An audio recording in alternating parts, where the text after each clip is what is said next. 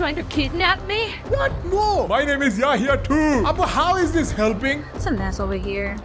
I think he's hiding something, you know. ইউএসএতে I was completely lost.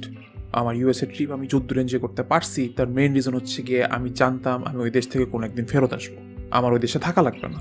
এখন প্রশ্ন হচ্ছে আমি ওই দেশে পৌঁছাইলাম কেন?